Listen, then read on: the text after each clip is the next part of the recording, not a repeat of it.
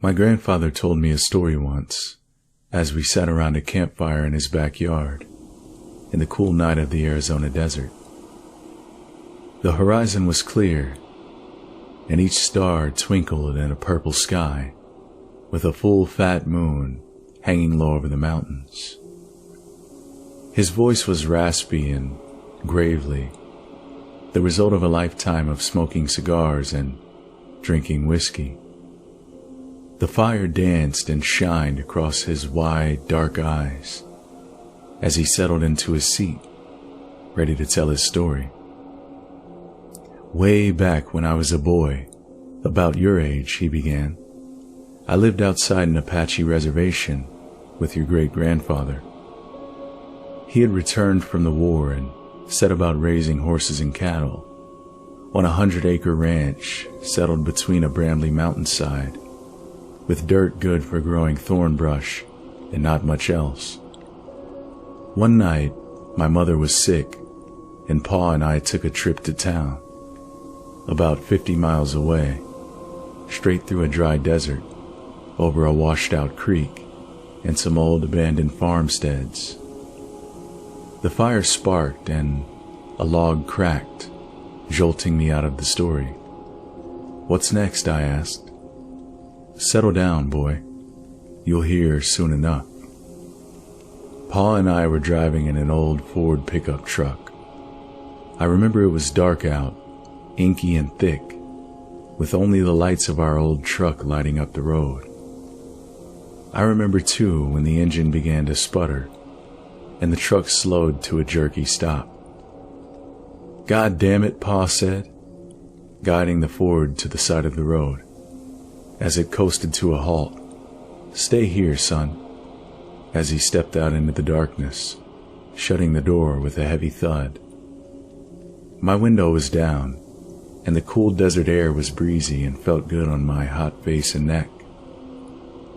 Pa was getting water from the back to cool the engine, and that's when I smelled it. Rotten eggs. Strange, I thought, to smell sulfur in the desert.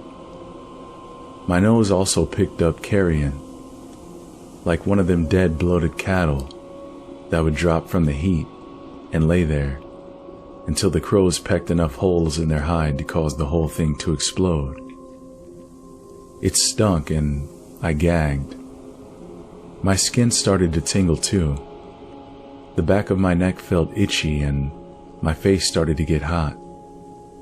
The wind stopped blowing and hung still and heavy, with the stink filling the cab. "Pa," I called. "Pa! Pa!" No answer. My heart started beating, and I felt such a fear in me, in my bones, in my chest. Boy, I tell you, I never felt fear like this. Not until Vietnam. Not until I saw young men dying around me.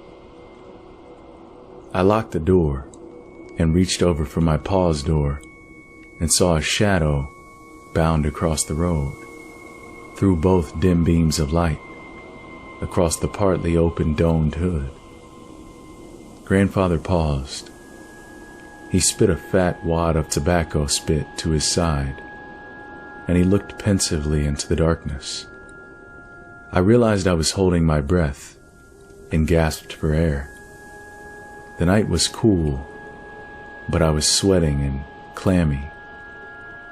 "Well, what happened? What about your father? What did you see?"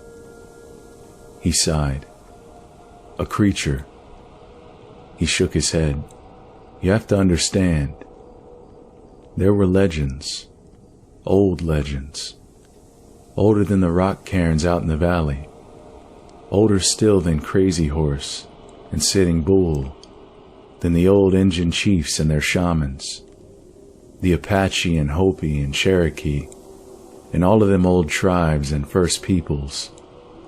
They told tales, old stories about dark Indian magic, a deal made with the old spirits of blood sacrifice to gain power old power, enough to fight each other and the Spaniards, and later the white men that came from their land and women they called them. He paused. Grandfather took a deep breath and bodied forth into his tale.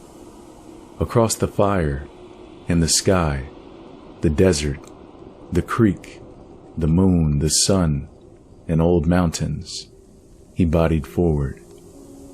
They call them skinwalkers, shape changers, old warriors resurrected as skinless men, all sinew and muscle, walking on deer legs, with the torso of a man and the head of a coyote.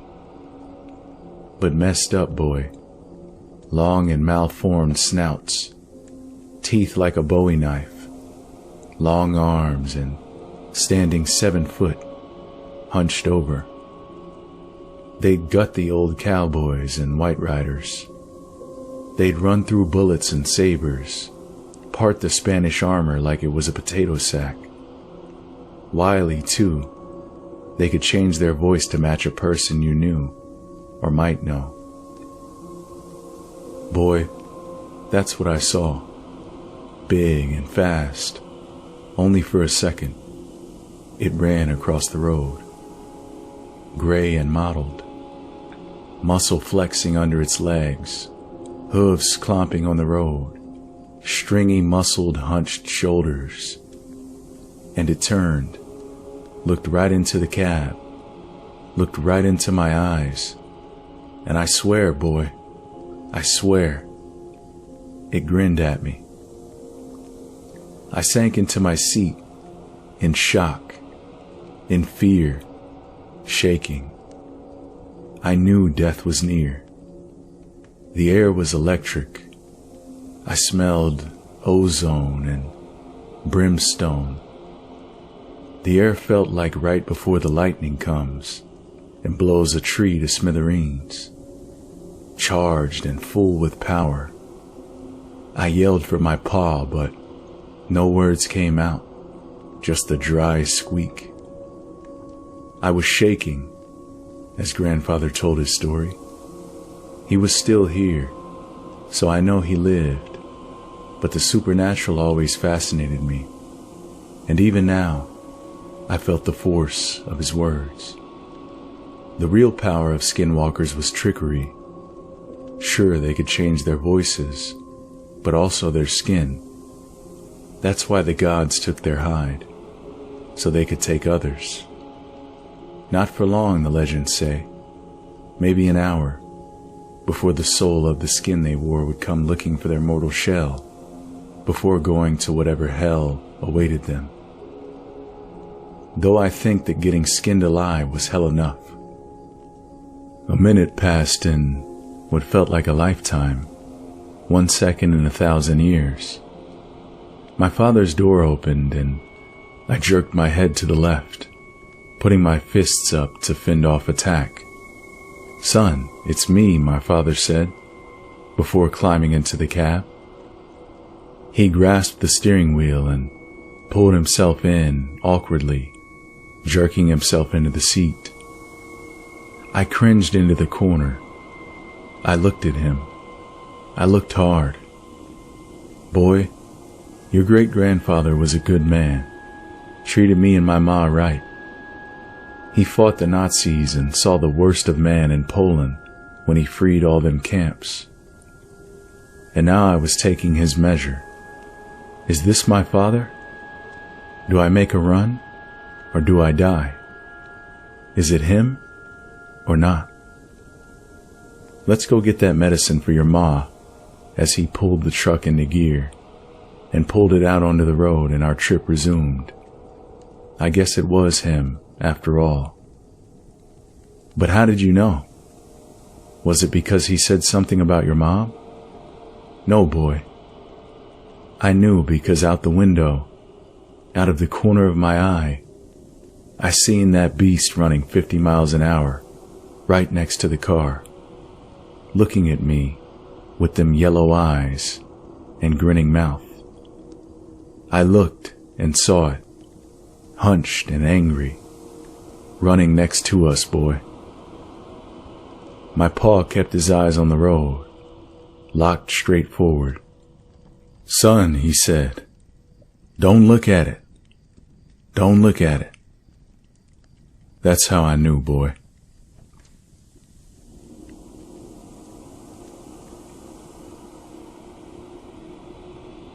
I've had a draft of this story set up for a while, but I've been too worried and scared to tell. It made me question everything. My faith, my eyes, my sanity. I've decided it's time to finally let others know what I've experienced, as it may help me move on. At least that's what I hope. I recently moved westward to Arizona from the boring state of Oklahoma. I'm a devout Christian, and never once before this had I believed there were entities in existence that we couldn't hunt down with our modern advancements. It's 2019, for heaven's sake. You'd figure if we wanted to find something, we would, and most of all, we could. It was the 23rd of December, 2018.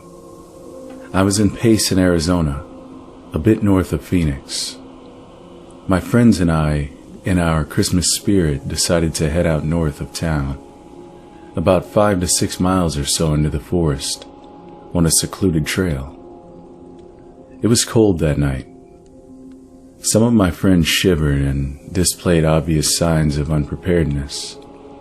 I was layered fairly well, and yet the winds and frigid cold punctured through my layers and onto me. We wanted to make a bonfire, warm up, enjoy ourselves, and have a few drinks. I knew as soon as I got into the car to head that way, something was off.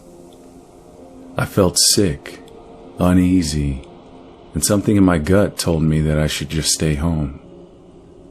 But I couldn't put my finger on just what, and so I ignored my ever-so-looming feelings of anxiety.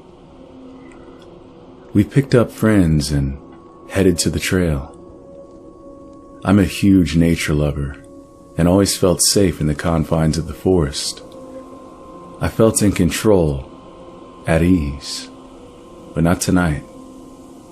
It may sound cliché, but I'll be damned if it didn't feel like someone or something was watching me when we finally got there. And when I'd gotten far enough down the trail that turning back would be no hasty endeavor, it finally hit me why I felt so eerie. That same year, during the weeks prior to Thanksgiving, I was here before. It's not a spot we usually go to, therefore I wasn't familiar with it, nor were my friends. We were coming out for the same reason we were in December, for a couple drinks around a bonfire. It was late. I, however, hadn't had any spirits that night.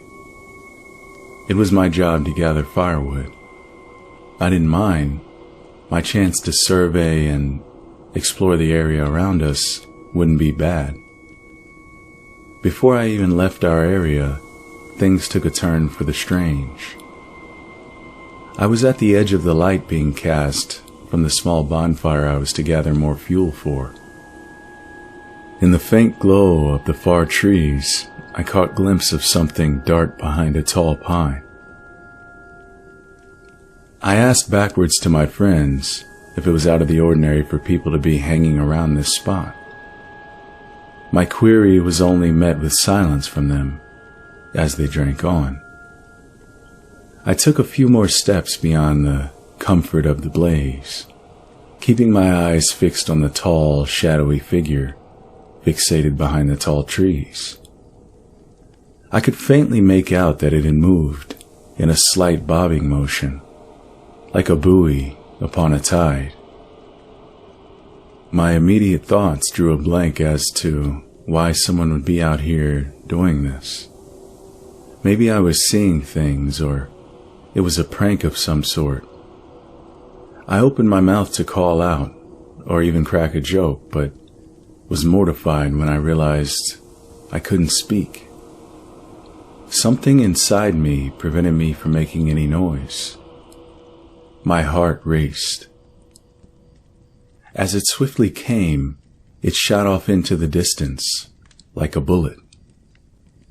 Being startled so badly, I fell back onto the ground and kicked myself back like a spooked animal, scratching and cutting my hands as I did so. My friends saw me and laughed, thinking I was drunk. I managed to stammer out a line about what I saw, but was only met with a few blank stares and laughs, making me sound stupid. For the rest of the night, I never dared to step away from the beams of the bonfire. As I walked down the trail that frigid December evening, I remember what I had seen and felt on that cold November night, and my stomach dropped.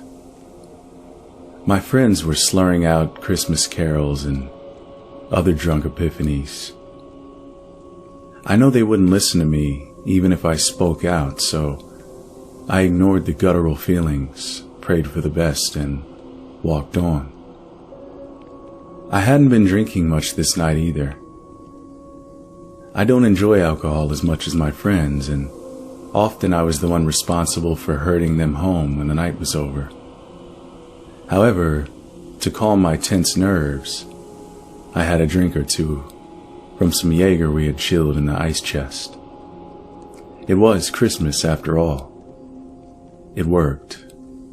We were all having a good time, enjoying our festive feelings and generally savoring the crisp forest atmosphere.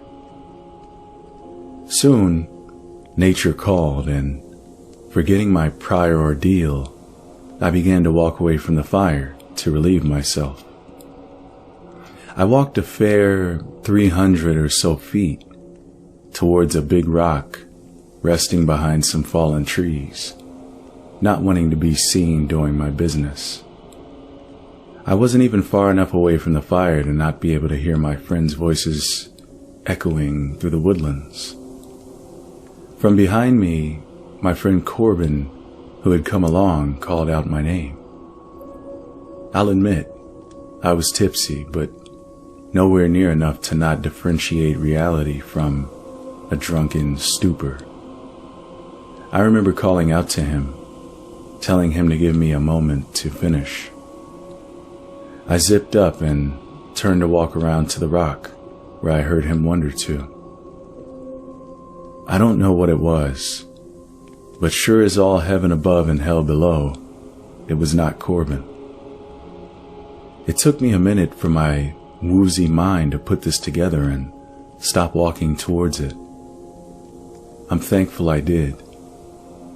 This being stood tall, at least 6 to 7 feet. Its eyes burned like fire.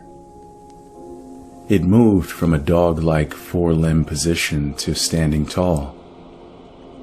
The light from the moon on this cold night radiated the body, showing off its dark, slender shape with an inhumane sheen. I began to sob violently. My mind ran in panicked circles. Seconds felt like lifetimes as my world ground to a screeching halt at the clawed feet of the beast that I was sure was going to take my life right then and there. I did the only thing I could think to do. I dropped to my knees and began to pray. This monster, to my petrified brain, had to have been the devil himself. To imagine him anything worse than it would be impossible. It did not like my pleas to God. An unholy shriek of what I can only think to describe as someone screaming loudly with lungs full of water rang out. I screamed in terror, and with all the strength I could muster, lunged backwards across the forest floor, running as fast as my legs could take me. I fell a few times, I think in sheer panic. I just couldn't manage to get my body to work properly knowing that thing was near. When I returned in a panicked craze to the fire, covered in sweat, dirt, and tears, I managed to wheeze out what happened somewhat through my sobs of fear. I could tell they doubted whether or not what I was desperately stammering was real or not. I think I was so horrified in that moment that I had a small seizure, because everything else is a blur. I remember going to the truck, leaving. I remember waking up the next day, receiving a multitude of texts saying I was either stupid or crazy, or texts from worried friends asking if I was okay. And I also remember the last I saw of that thing before I made my frenzied flee, when it smiled back at me through the forest and skittered off into the darkness. A few days after Christmas, I was able to get in touch with a native elder here in town. I was so scared mentioning the event because I was worried of being mocked or him not believing me. To a twist of my thinking, I told him very vividly what I had encountered. He wholeheartedly believed and told me it was a SkinWalker. He then blessed me thoroughly and told me to leave that stretch of land alone and to never venture out there again. Next time, I might not be so lucky. He didn't have to tell me twice. I know I sound crazy. If I were you, I wouldn't believe me either. But you don't have to. All you have to know is, for the love of God above and all things holy, never forget that we're not alone on this earth. Sometimes during the night, whenever I look out my window, I catch sight of eyes in the trees, looking back at me. Growing up, I lived in northeastern Arizona, literally about 5 miles south of the Navajo Reservation in Winslow. Naturally, being that close to the reservation, or the res, skinwalkers were a huge topic of conversation amongst the locals, and we all took it very seriously. Stories of personal experiences abounded. I was no different. Well, to start off my set of stories, I was about 9 or so. My family had gone camping in a little spot about 50 miles or so south of town called Hart Canyon, near Wiggins Crossing, if anyone's interested.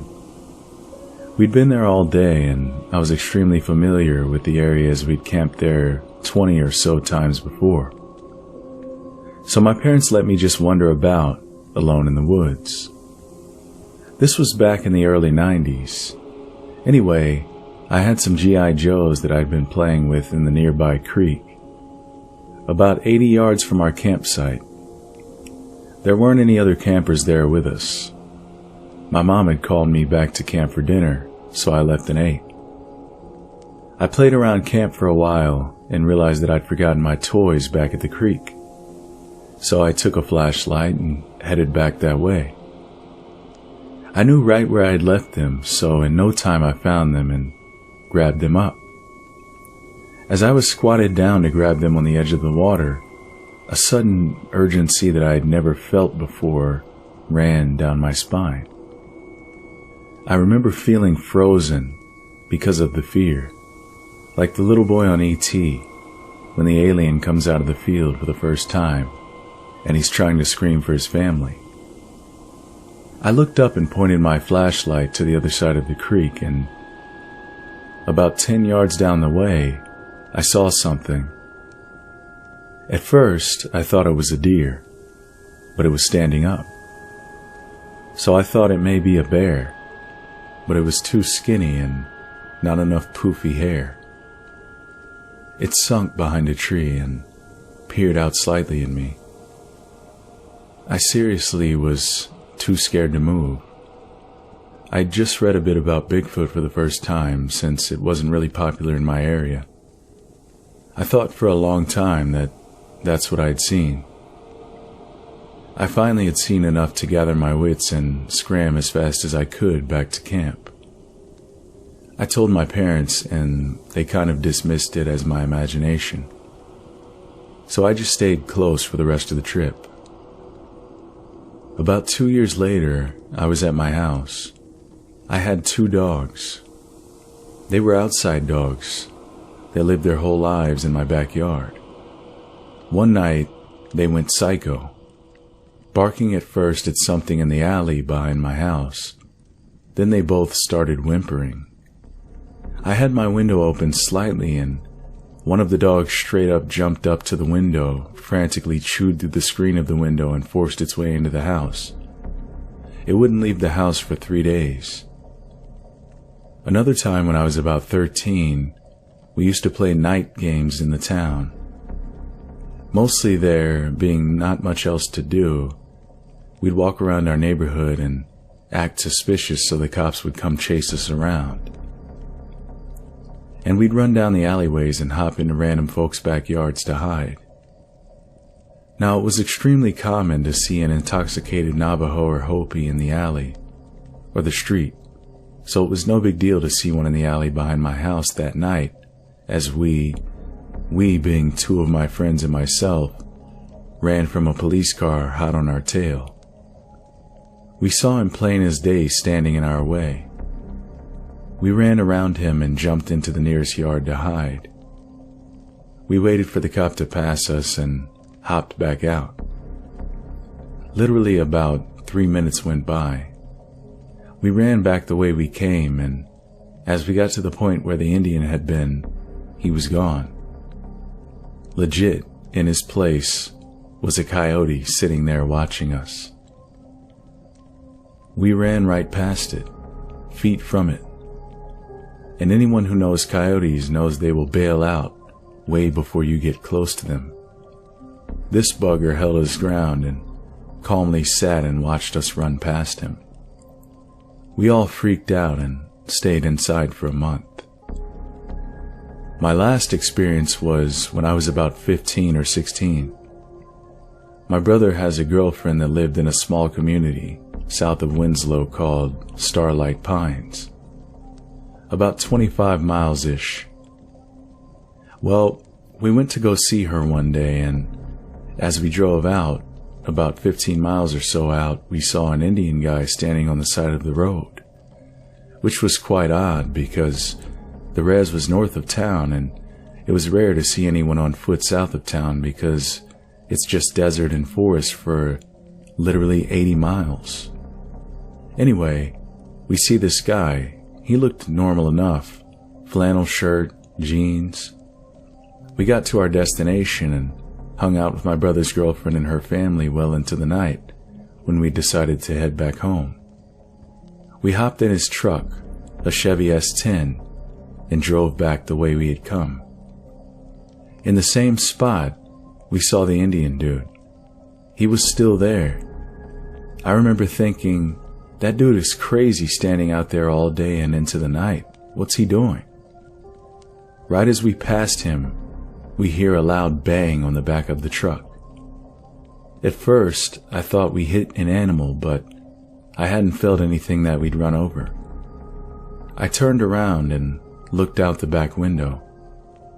My brother started to slow down, thinking there may be something wrong with the truck. In the brake lights, I see the Indian guy chasing after us. We were easily going 55 to 60 at this point, as we were about to stop. The guy is in the road, feet behind us. I scream at my brother to not stop. "Gun it, man, gun it!" He does, and being a Chevy S10, it had a speed governor on it at 80. 2 miles. 2 miles this guy keeps up with us. We're seriously freaking out. I asked my brother, what if we don't make it back to town? Or what about when we have to slow down once we get close? After those 2 miles that stretched forever, I looked back and he was gone. We got home, booked it into the house, and told our parents. The next morning, I get up and head somewhere and look at my brother's truck, thinking about the night before. I wondered what the loud bang was just before we started getting chased. Inspecting the truck, I found a handprint smeared in the dust from about 2/3 over to the right, then smeared to the right taillight. I never went there again.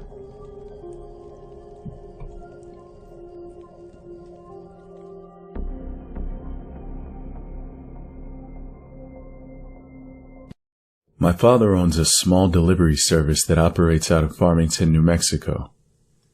We mostly deliver small packages out to the middle of nowhere that are too much of a hassle for larger delivery companies to bother with.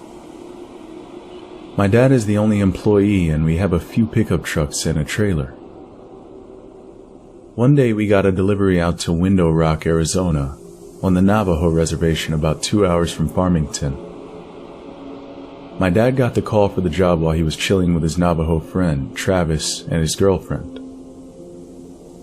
Travis mentioned how he had family in Window Rock that he hadn't seen in ages and suggested that we go with him.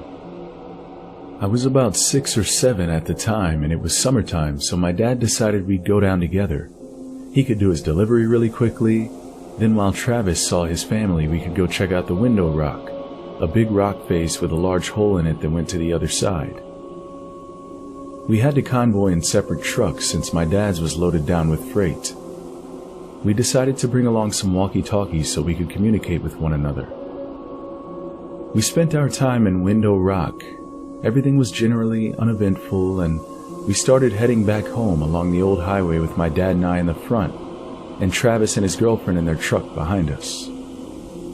I honestly don't remember most of the Window Rock trip, but this next part I can never forget. We were somewhere on the highway between Window Rock and Gallup, New Mexico. It had just rained earlier in the day and the road was kind of slick, so we were taking it pretty slowly. On the left of the highway there was nothing but sandstone cliffs, and on the right there was a huge field separated from the road by a small barbed wire fence. We crested the top of the hill, and down at the bottom of the hill we saw what appeared to be a very large dog, sitting back on its haunches in the middle of the road, facing the cliffs. My dad called over the radio, "Hey Trav, do you see that huge dog?" Travis started yelling back over the radio, "That's not a dog.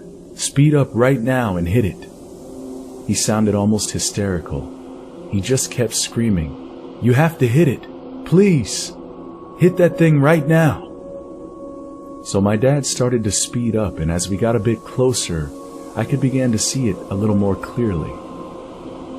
It's covered in this brown, wiry, matted hair that appeared to have dried blood all over it. It was still facing the cliffs, but the moment our headlights hit it, it turned and looked at us, and it had a face. Look, I don't know how else to describe it other than a mix between a bear's and a human's face. It looked twisted and distorted and almost in pain. As we got closer to this thing, we started to realize how big it actually was. Though it was still sitting on its haunches, it was about shoulder height with the hood of the truck. We got literally inches from hitting it when it let out this scream. It sounded like someone screaming as their lungs were filling with water, and it leapt backwards towards the field, landing just on our side of the barbed wire fence. Then, with another leap, it was gone from sight. Travis came over the radio again. "Keep driving. We have to get out of here. We have to go faster." He kept repeating that last part. Pretty soon, we were speeding like crazy, and just as we started to come near the outskirts of Gallup, we got pulled over. Travis pulled his truck over with us. Naturally, this made the cop, a Navajo man himself, very on edge, and he immediately asked why Travis felt the need to pull over as well. Travis said, "We just saw a SkinWalker a few miles back and it's been following us." The officer immediately turned white, stammered something about a verbal warning, and got in his car and took off. We did the same. We didn't see anything else that night, but when we got home, Travis refused to let us leave without taking some kind of Navajo totem thing that was supposed to keep it away. Anybody that has been on the Navajo reservation has either probably heard of some creepy things or experienced them themselves, namely SkinWalkers. I've only seen one. Here is my story. I come from a small town in northern Arizona that's sandwiched between the Paiute Reservation to the north and the U.S.'s largest Navajo reservation to the south. My high school being so small, a 1A high school that has, on average, 80 students enrolled every year, we always had to travel south about 5 to 10 hours one way to play another high school in any sport. This means that we traveled a lot on the Navajo res, and we also usually stayed at hotels when we would head out to play and come home in the morning, but this trip was a little bit different. I remember the basketball coach saying that the school didn't have enough money to put up the teams in a hotel, so we were going to have to be on the road for a total of about 12 hours. I was the only male senior to play basketball that season. We had just got done playing our game and headed home on our bus, Big Blue. We were headed out, and it wasn't long, about 2 hours of driving before we had entered the res. By this time, everyone was asleep, with it being about 2 in the morning. When we had crossed the res's border, I noticed the bus driver had sped up and was now going about 85 miles per hour. I thought this was a little weird because he usually never exceeded the speed limit, at least not in my high school career. For some reason, I couldn't fall asleep like the rest of my teammates, and I just sat at the back of the bus staring out across the desolate desert landscape, lit up by the full moon. As I looked down, I could see a figure running towards the bus at an angle of pursuit and keeping up with the bus at 85 miles per hour. As the figure got closer, I saw that it was a humanoid form. As a matter of fact, it looked exactly like a human, except that the face was painted half black and half white, with glowing eyes. Glowing eyes like a rabbit's eyes reflecting light from a spotlight. I immediately thought, holy crap, it's a SkinWalker. The SkinWalker ran up to the edge of the road and just kept up pace with the bus, hurtling sagebrush and rocks while staring at me. After I made eye contact with the thing, I could not look away. It was as if something was holding my head and eyes in place. The SkinWalker just smiled at me, this inhuman smile that went ear to ear, showing a mouthful of crooked, yellow, pointed teeth. I felt like I was going to throw up, and I was panicking through the whole ordeal. The SkinWalker started to crumple down onto all fours, still keeping up with the bus. I could see its bones crack and reform. Hair started appearing all over the SkinWalker's body, and in about 3 seconds, it was now a coyote, and it ran off back into the desert, out of view. As soon as it was gone, I ran to the onboard bathroom and puked a mixture of food and blood.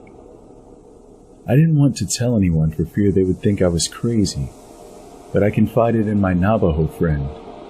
She told me that I needed to see the chief, who also happened to be a friend of mine, and get a blessing. I saw him the next school day in the parking lot. He just came up to me and mumbled something in Navajo while waving a feathered scepter-like thing. He turned around, got in his truck, and drove away. To this day, I haven't seen another SkinWalker. It might be due to the fact that I moved away from the town and res, and if I do have to go south, I go around, way around. As many of you might already know, many Navajo people, including my own family, are very reluctant to speak about SkinWalkers because it's believed to attract their attention. Well, I, however, grew up away from the Navajo Nation and was very naive about the subject.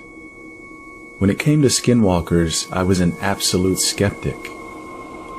My mom used to tell a story of how, back in the 80s, when she lived with her siblings and my grandparents, still in Shiprock but the southern outskirts, about how she and my aunt saw a SkinWalker just outside their driveway under a streetlight.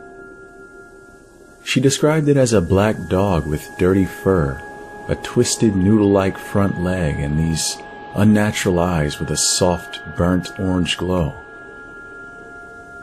Me, being my own closed-minded self, doubted every word, but I never said my doubts aloud. But these doubts totally changed last year when I went to my grandparents' house in October. Me and my family had just left the carnival at the Navajo Nation Fair and called it a night. The house was close enough to where we could walk home in just 10 minutes, so we did.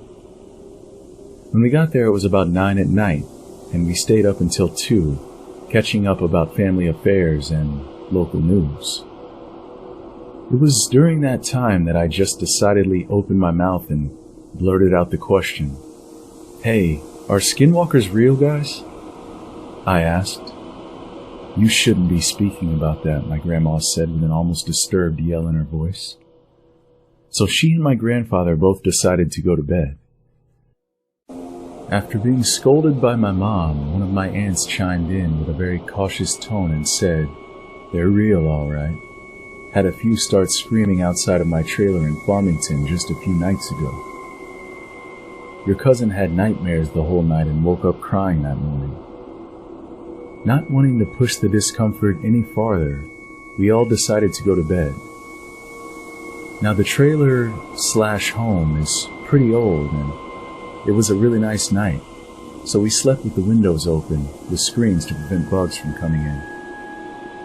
Everyone had drifted off to sleep except me, because my mind was still going a million miles a minute about skinwalkers, and I wondered if I'd ever encounter one while here on the reservation. As a kid, I was told it's taboo to think about skinwalkers because it can still call their attention. That's when things went totally haywire. Just as I was settling and finally getting relaxed for sleep, I started to hear something moving outside. I got up from the couch and started wandering over to the kitchen window. In the trailer, all of the rooms have the lights out, so the only visible light that can be seen is from the porch light out front. I was thankful for this because I told myself if it really was a skinwalker outside, then hopefully it wouldn't notice me seeing it.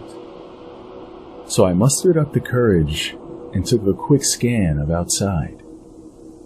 From the porch light, all I could see was the dusty ground and the vehicles that my family drove, along with some old metal trash cans that stood beside the road. Looking for about a good 5 seconds, I wasn't able to see anything, so I was getting ready to turn around and walk back to bed. I was thinking it was just a stray cat or something.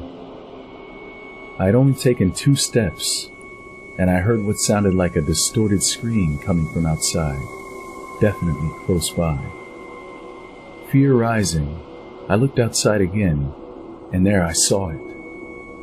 A coyote-like figure was staring in my direction from behind the cars, just outside of the reach of the porch light. Only it looked awfully wrong and gave off an evil vibe just from seeing it. It was gray with very disheveled hair, and a horrific orange-red soft glow came from its eyes. I hopped out and ran back to the bedroom.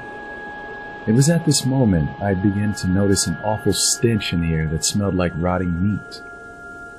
I started trying to wake up my mom, who was like, "Oh my God, it's almost 3 a.m. What do you want?" I immediately began in a shaken voice, "There's something scary outside." Then she said, being annoyed because I woke her up, It's probably just a stray animal or something. It's the res. Animals wander all the time at night." She clearly wasn't taking me seriously, so I told her, "Mom, please, I really need you." That got her attention. "What are you talking about?" she said. Then we heard it. The thing outside started making more of its dreadful screams and started what sounded like thrashing outside on the ground. "Hear that? That's what I'm talking about." So both her and I got back up and looked outside the window, and the coyote thing was making its way to the door. It walked with an odd limp and dragged its back right leg as if it was handicapped. We could hear it start to scratch against the door and make this odd, muffled moaning sound. My mom went and got my dad, and they both started shouting in Navajo all sorts of words, telling the thing to go away and saying it's not welcome here. All this commotion was enough to get the rest of the trailer up as they came out into the hallway. The only thing my mom did was turn to them and said, "SkinWalker," while proceeding to point to the door. Apparently, they already knew exactly what to do as my grandfather got out a handgun from a drawer and a bag of ashes. He coated a few bullets and loaded them into the gun and went straight to the door. Yelling out more Navajo that was far too fast for me to comprehend, he swung the door open and fired twice. Nothing. The thing managed to escape before my grandpa could put a bullet in it. "That's the fastest one I've ever seen," said my grandpa. Next thing you know, my aunts and my parents were freaking out about what just happened, saying stuff like, "What if it comes back tomorrow?" And, "It saw us. Does that mean we're targets now?" Afterwards, my grandparents calmed everyone down, myself included, saying we'd be fine, and we all went to bed around 3. Morning came, and my grandparents called one of their neighbors and explained to them what had happened. Apparently, one of them was a medicine man who used to partake in Navajo ceremonies used for healing and curing sickness, and came over to bless each family member in the grounds outside.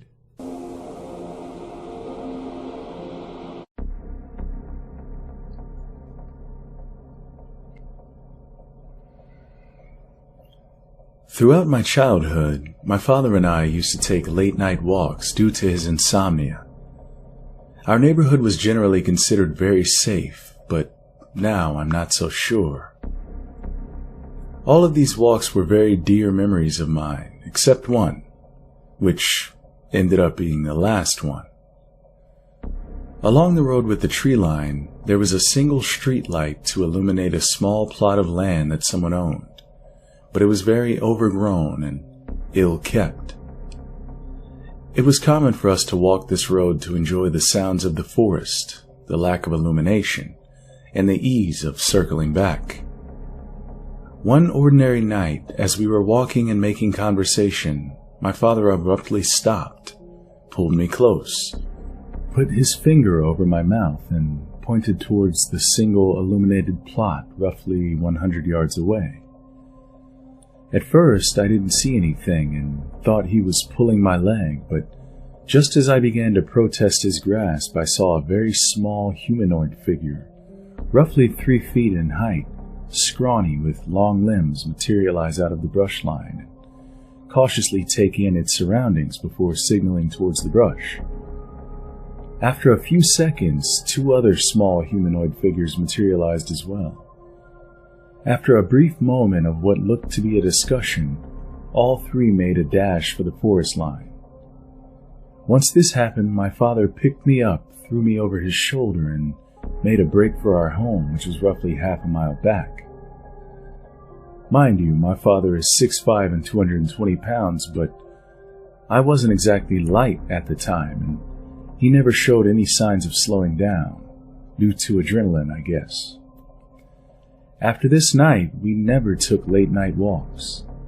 He installed 4 bright motion detection lights around our plot and brought home a dog. The few times I've tried bringing it up, he didn't want to discuss it, and he made that clear. Those figures still give me chills, and the image of the 3 huddled together is very vivid 15 years later in my mind.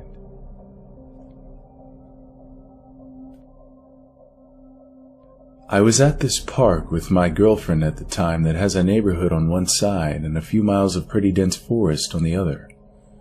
We were stargazing, and as we sat in this opening near the neighborhood, I heard a rustling in the patch of shrubbery that sounded like a person stomping around. I immediately got up to investigate, as this area is known for sketchy activity. What I saw made no sense. I still feel like I imagined it or something. I saw what looked like a person hunched over with a white cloth over them walk out of the bushes and stand on the path that goes around the entire park. I turned to my girlfriend and asked her what it looked like without telling her what it looked like to me, and she described it exactly as I did. So we hightailed it out of there. We booked it to my car and got in, and I, wanting to know what it was, turned on the high beams in hopes that it would follow us. It did not. Now this is where the story gets even stranger. We went to another park because we wanted to continue stargazing, so we drove a few miles to essentially what is a giant field.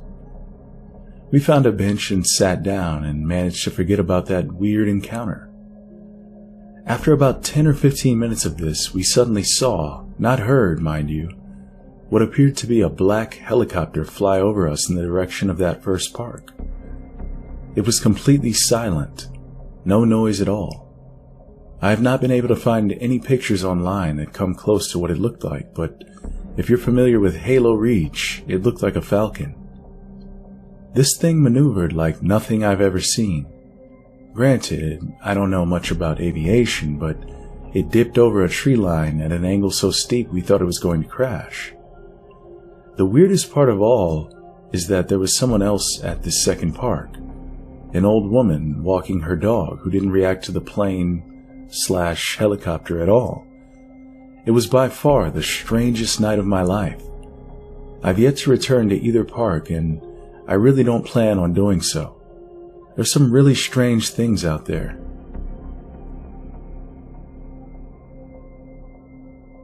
This all happened about 5 years ago. One night, a few of my friends decided after a night of hanging out that we'd go on an adventure at about 3 a.m. We took a ride about 50 miles to this old Spanish ruin in New Mexico that was once the seat of the Inquisition. I can't for the life of me remember what the place is called. So we jumped the front gate to the place and started exploring. One of my friends brought a flute with him and started playing it, and about 30 seconds into his, shall we say, mediocre playing, something started screaming really, really loud on the tops of the long destroyed walls of the place. It was going from wall to wall really quickly, screaming the most blood-curdling scream you've ever imagined. At that moment, we booked it and got the hell out of there, and drove for a few hours to Bandelier National Monument, where we planned to camp out for the rest of the weekend. We got to Bandelier at about 6 or 7 a.m. to set up our camp. After a few hours talking about what the hell happened at the ruins, I went to take a piss behind a tree about 300 feet from our camp. This is where everything started getting a little fuzzy. I remember seeing 2 dust devils coming my way, and when I turned around again, 2 of my friends were there, and they were motioning me to follow them. I couldn't help but to follow them, like I was being pulled behind them in shackles. I followed them for what seemed like 10 or 15 minutes, and then I snapped out of it. These couldn't be my friends. They had bright red hair with my friends' faces and cat eyes. Both of my friends were brunette. So I stopped walking, and they turned around and looked at me with the most terrifying gaze I've ever seen. Monsters in movies are nothing compared to this. I turned around and ran as fast as I could back the way I came from. After about 5 minutes of a full sprint, I got back to our camp. Everyone was still there, sitting around talking, and didn't even notice that I was gone. I told them what had happened with the look-alike SkinWalkers, and we packed up everything within probably 10 minutes and headed back to Albuquerque. For good.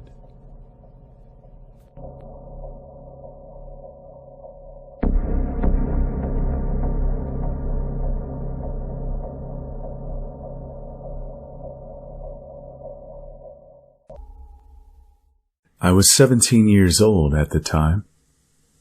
My dad and mom had taken my little brother and sister to Tucson to do something for the day. We lived in a trailer in a rural area outside of Sierra Vista. We had 2 horses, 2 dogs, a cow, and chickens on the small amount of land that we owned. As the oldest son, it was my job to feed and take care of them. On the night in question, it was a stormy monsoon rain with lightning and thunder going on. But like monsoons can be, they rage and then settle into a lull and rage again. I was getting ready to settle down and watch a good movie when all of a sudden my two dogs started barking and wouldn't shut up when I told them to calm down.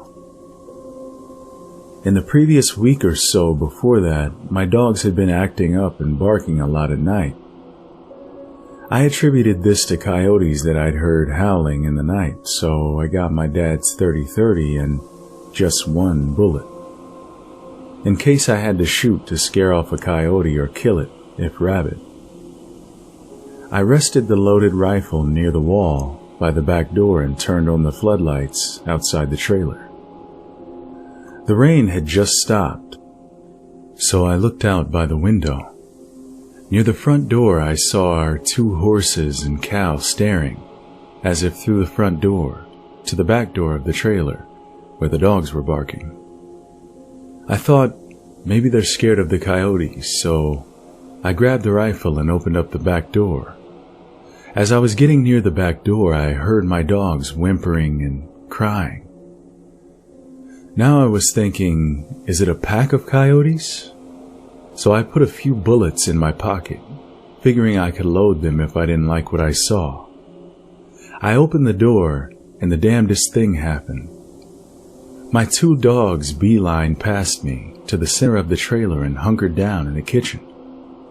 Mud was everywhere on the floor from their paws, and I was pissed because I knew I'd have to clean it up. So I closed the door and went to try to get my dogs to get out, but they wouldn't budge and squirmed out of my arms when I tried to grab them. They were absolutely terrified. Now I was mad at the coyotes and grabbed the rifle to go run them off or kill them. The trailer sits on a foundation of blocks. The front and back doors are accessible by a small set of stairs. I'm 5'6", by the way. I opened the back door and was looking out into the darkness at that point. I was about to step out when I saw a set of eyes looking back at me out of the darkness. From the top of my head in the trailer to the ground is around 7+ feet or so. And here's a set of eyes looking at me, level and square on. I was like, darn coyote must be on the small gravel hill we used to pave the road, or it's a bird on a mesquite bush. But I was thinking to myself, that monsoon was awfully bad and rained hard. What kind of a bird would hunker down on a mesquite bush, and why would a coyote be out in a downpour? So I raised my rifle and drew a bead on the eyes. When lightning lit up the night, all of a sudden, the lightning illuminated the small gravel hill that's like 6 feet high and the surrounding mesquite bushes. The light winks out as fast as it appeared from the lightning, though. There was nothing on the gravel hill and no bird of any kind on the mesquite bushes. Then it dawned on me. Whatever it was very tall, and it was still staring at me. A sense of dread crept over me all of a sudden, as I realized that the .30-30 only had one measly bullet, and if I missed, there was no way I'd be able to reload it before it was on me. I kept the gun pointed at it as I quickly closed the door. I locked it, realizing this trailer would never withstand whatever it was that was out there if it attacked. I locked the front door and turned on all the lights in the house. I grabbed all the bullets, the .30-06 and .22 rifle, and then went into the kitchen with the dogs. I then loaded each rifle full on. I hugged my dogs and prayed that whatever it was would go away and not attack. I stayed awake that whole night until my parents got back. My dad was furious that all the lights were on. He checked outside for coyotes, but whatever it was gone.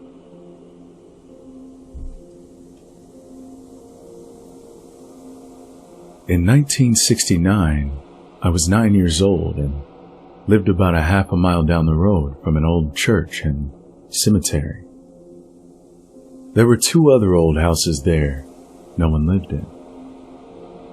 There were strange things happening quite often around where we lived back then. I remember one of the strange things that happened very well. My dad worked evenings from 3 p.m. until 11, just 3 miles down the road from our house. My mom, sister, and I had just gone to bed when we started to hear a bumping sound on the back of the house.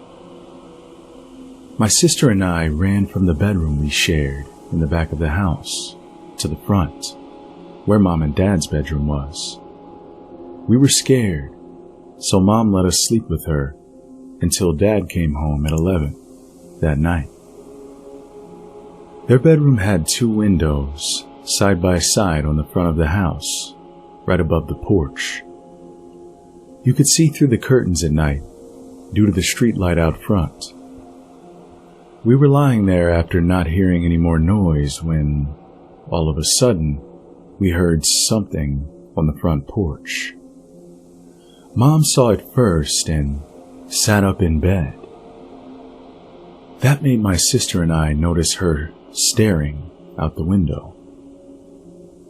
When we turned our gaze from Mom to the window, we saw what looked like a very large dog on the front porch.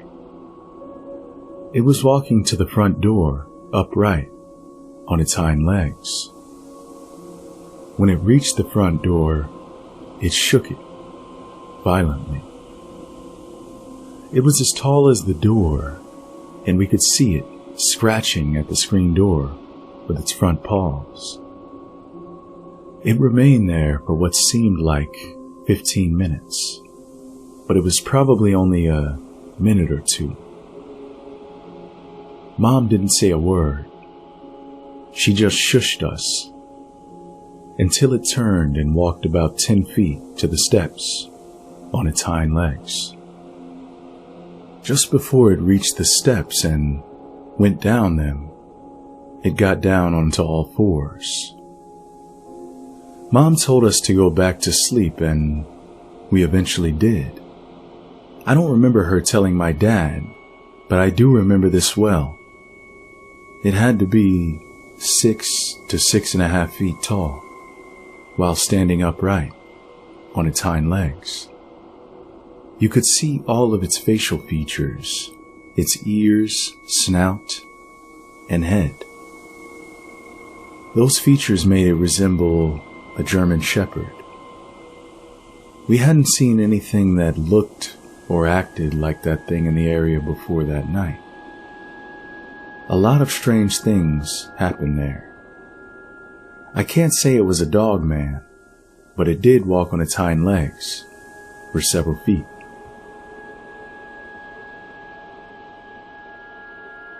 In October 1972, my husband, our 2 babies, my brother and I left Leavenworth, Kansas in our 1968 VW van.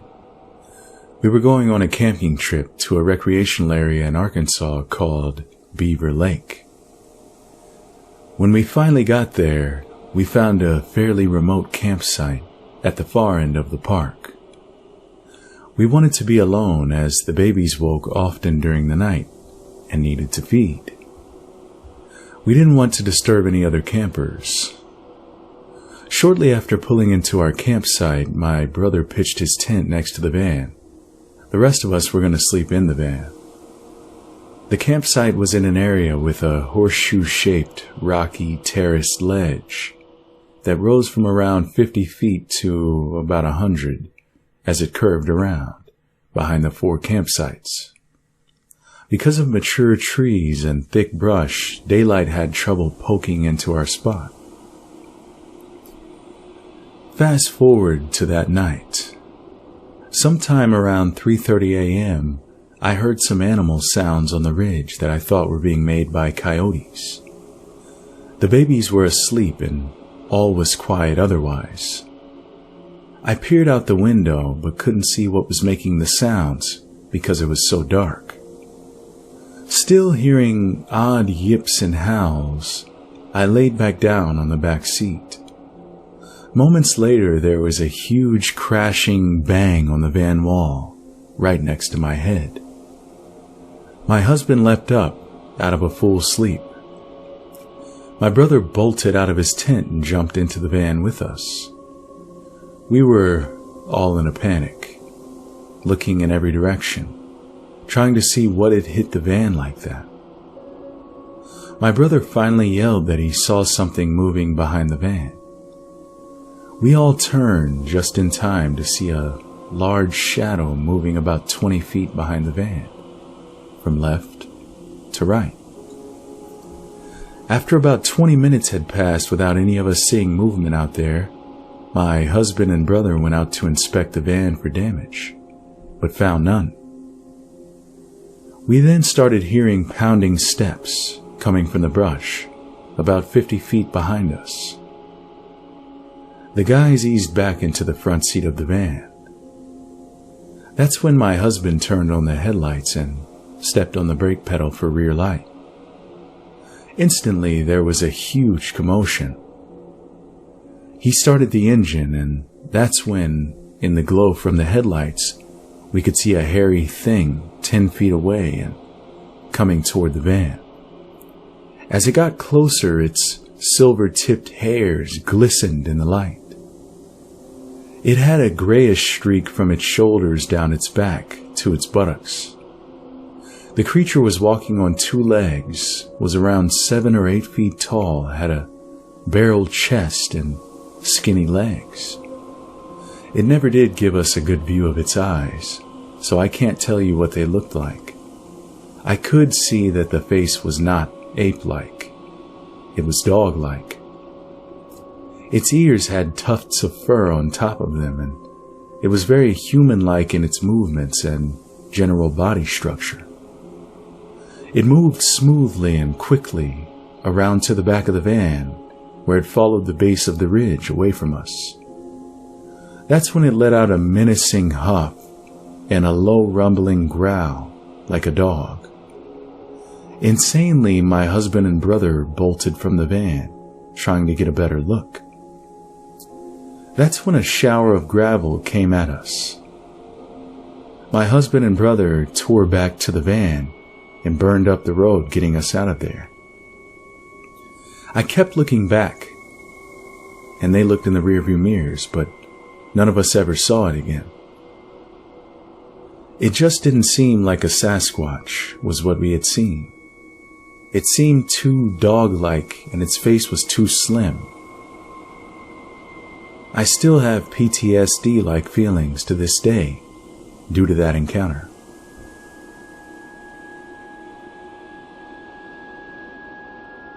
I'm 24 years old, male, and live in the middle of nowhere. Literally. I'll be short and simple about my encounter. I was getting home late one day after dropping my sister off at the airport in Lamar, Colorado. I live just under 7 miles north of the Oklahoma border, on 250 acres of land. I have a trap line running around my property for coyotes. The first 2 traps I checked were empty, so I headed south. That's when I saw this thing. At first, I thought it was a coyote. A big coyote. It was almost 5 feet tall on all fours. It was caught in my trap and was running around, making a dust cloud. And then it stopped and looked at me. Now I use a Duke No. 3 leg hold trap, so I can catch a variety of things in it. Anyways, I slammed on the brakes and my truck stalled because it's a manual. I was fumbling for the keys to start it. It's an old farm truck with a carburetor on it, and it had quite an afterfire. Once it heard that, it lunged at me and roared. I saw that it had its hand, not paw, but a hand, caught in my trap. Right hand, to be exact. It had probably been looking for the dead rabbit I had in the bait hole next to the trap. It then stood up and ripped the 2 earth anchors I had 24 inches into the ground, right out. It took me a long time to put them in with a 10-pound hammer, but it pulled them straight out within 15 seconds. After it did that, it just stood there, looking at me. It felt like an eternity, and I knew my .357 would do nothing to stop this thing if it came at me. I prayed to God that it wouldn't come for me in my truck. I was looking at it in shock and awe and noticed that it had orange eyes. They weren't glowing. Instead, they had a tint, like a cat's eyes in the dark. They may have been reflecting my headlights. I can't be sure. It then took a step toward me, curled up its upper lip, showing me its teeth. They were huge. The longest 2 had to have been 4 to 5 inches long. It then growled at me, and then it was gone in the blink of an eye. I was scared crapless then. I jammed the truck into gear and spun the tires, getting out of Dodge. Like I said earlier, it seemed like an eternity, but it must have lasted no longer than 30 seconds max. I later returned with an Indian friend of mine. He's part Arapaho. I grew up with him and trusted him. He told me some stories that were passed down through his grandparents' tribe and mentioned something about a loup-garou or French werewolf. He also told me how fur trappers in the late 17 and 1800s were chased off the land in the Rockies from this thing. I used to work until about 10 to 11 at night, but I sleep with the lights on now. It sounds silly for a 24-year-old to be doing that, but to be honest to God, I'm still frightened by this thing. I haven't bothered going out looking for my lost trap because I'll bet the thing has torn it apart by now.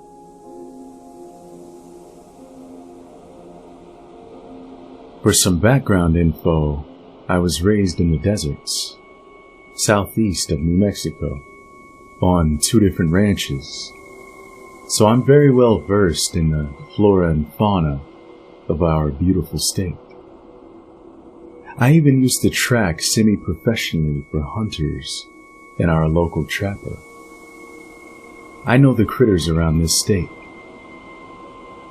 We always lived on very remote ranches, 50, sometimes 75 miles from the nearest actual town. My senior year of high school, I moved out on my own, being a part of the DECA program, to live closer to my job and school. Living about 12 miles from Artesia, New Mexico, where my school and job were, seemed like living right in town after all of that. I guess my story starts in April of 1999. My boyfriend and I were rooming with a couple in a trailer house just outside of Lakewood, New Mexico. We rented a room from them and sometimes watched their 2 kids as part of our rental agreements. For a few weeks that April, a lot of the neighboring landowners had been complaining about wild dogs coming up from the river and harassing their dogs and scaring their livestock. We were about a mile from the Pecos River, and wild dogs have indeed been a problem in the area. One guy had even reported some structural damage to one of his chicken coops. The couple we lived with had 2 dogs, both of them medium-sized terrier mixes, and neither one of them were on the cowardly side. They had been getting very skittish about going outside at night, though. So much so that we had to make sure to let them out right at sunset, and again at sunrise, because they would not leave the trailer house otherwise at night. One Saturday night at about 11 p.m., I know it was a Saturday because I had neither work or school. Near the end of the month, the four of us were sitting around watching TV, just basically talking about stuff, when the dogs, who were asleep in the master bedroom on the far east side of the house, started growling and barking at the window on the south wall of the bedroom. This was really unusual behavior for them, so we all got up to see what they were on about. By the time we got there, the dogs had shifted their barking away from the window and seemed to be barking at the wall and along the wall, like they could smell something there, but it was moving. It was very strange, and when they came up to the end of the room, their barking just went crazy. Suddenly, from farther down the wall, at the same time about where the kitchen was, we all heard this loud thump and scuffling around. It was powerful enough that we actually felt it, with it being an 80 by 16 trailer house and all. The dogs at this point just completely lost it. They cried out a high-pitched whine and just dove under the bed. We all ran out of the bedroom, down the hall and into the kitchen to see what the heck was up. Peering out the kitchen window was pointless, as it was late. There was a cloud cover and the moon wasn't even out. We heard the scuffling noise again from further down the house and went into the living room to see what was up. We were all really confused at this point. The next few moments seemed to happen in slow motion. Appearing in the living room window from the left and looking right in on us from the glass was, I don't know what. From the shoulders up was what I can only describe as a man dog. Its shoulders were quite human, with short, sleek hair, but it had the head of what looked to be a Rottweiler. And the teeth, oh my God, the teeth on this thing. All four of us screamed at about the same time, and I guess that scared it off because it just disappeared. That image is forever seared into my head. Also of note, this was a trailer house, so the bottom of that window was easily 6 foot off the ground, meaning this thing was 7 foot something. No matter how big of a dog or wolf it was, it could not have stood up and looked at us like that in that window. The guys, being guys, immediately grabbed their shotguns and headed out the door, even though I told them it was a bad idea. Super dark desert night? Big unknown critter? No. I guess they were out there looking for it, and some 20 minutes before they came back inside, said they couldn't see anything. The light from the house was shining on it, and it being so close to the window were the only reasons we saw it in the first place. None of us really slept well that night. It just felt creepy. The next morning, I got up early and decided to go have a look around to see if there were any tracks to identify what the heck it was. The grass and weeds that were right beside the house pretty much hid any tracks it made there. Although I did find where it looked as if something had clawed at the siding along the bottom of the house in a couple of places, making the thump and scuffling sounds the night before. I then decided to follow the tracks the guys had made, and that was when I made a second, very unnerving discovery.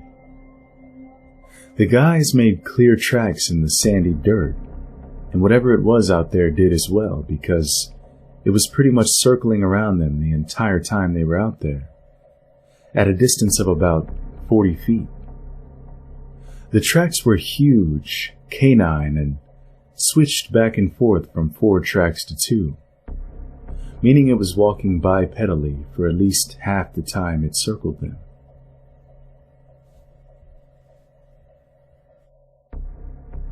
My encounter took place many years ago. I never had the faintest explanation for it until a couple months back, when I randomly stumbled across Dogman on the internet. I was in my early 20s, working swing shifts at the time and commuting about 100 miles each way, so it was usually around 2 in the morning by the time I got home. I saw the monster, as I called it, on the northernmost section of Trunk Road in the Matanuska Valley in Alaska. This area is almost smack in between the towns of Palmer and Wasilla. I was only about 10 miles from home at that point, so it must have been around 2 a.m. Trunk Road is a narrow 2-lane road, consisting of nothing but twists and turns. The surrounding terrain is somewhat swampy and thick, with black spruce. It was late October, days before Halloween. There was no snow on the ground, but it was cold enough to be wary of ice. I was driving an '82 Subaru SW, going about 20 miles an hour around a curve, when my headlights caught a large, dark figure up ahead. I'm not so good at judging distance, maybe 6 car lengths away. I instinctively let off the gas, coasting closer and closer. At first, I assumed it was a moose, as the area is infested with them. But no, it was standing upright. Bear. Then, no, not a bear. It looked so strange, tall enough to be an uncommonly large bear, but far too slender. And it looked like it had spikes running down its neck and back. A Halloween prop? It was an odd, but effective place for one. All those thoughts ran through my head in a fraction of a second. The car was still coasting closer, and I could see more details. It was standing in profile, gazing across the road. I could clearly see its wolfish muzzle, large upright ears. The spikes on its back were in fact clumps of fur. Its spine curved in a smooth, very natural-looking way. It was standing in the ditch, inches away from the pavement. Because I was focused on its upper body, I don't recall anything about its back legs or if it had a tail. I did see its front legs, though, very dog-looking, hanging awkwardly down and slightly toward its front, exactly as you'd expect if a dog stood upright. While it clearly had a canine look, there was still something off about it that I cannot articulate. It was perfectly still, and at this point, given the proximity to Halloween, I was quite convinced it was some sort of Halloween prop because it was clearly not any kind of existing animal. I was deeply impressed and gently stepped on the brakes, intending to stop and examine it closely. Just then, it turned its head towards me. In the tiny fraction of a second that it took for it to swivel its head, I knew that I had made a terrible mistake. The fluidity of its movement removed any and all doubt that this was some kind of prop. It was horribly, terrifyingly alive. The pale off-white glow of its eyeshine in the headlights destroyed any possibility of a human in a costume. I think I sat there gaping at it in shock for a few seconds, the car barely moving by now, but still inching closer. As I was almost upon it, I think it could have leaned forward and touched the car if it had wanted. I had to look up to see its face. Again, I'm a bad judge of such things, but I'm 5'4", and it was a hell of a lot taller than me. Tall like a polar bear standing, 7 feet? 8? I really can't say. I snapped out of my trance and slammed on the gas. The car fishtailed and I prepared myself for death by monster, as I was certain I'd end up in the ditch. But the tires caught the pavement and I drove like a complete maniac all the way home. I didn't look back. I've only been on that section of road a few times since, never alone and never in the dark. For the next several years of driving that commute, I went 20 plus miles out of the way to avoid Trunk Road. The thing never made any aggressive moves, but there was something about it that felt very, predatory. I never saw anything remotely like it again, and have never heard any stories about it in the area.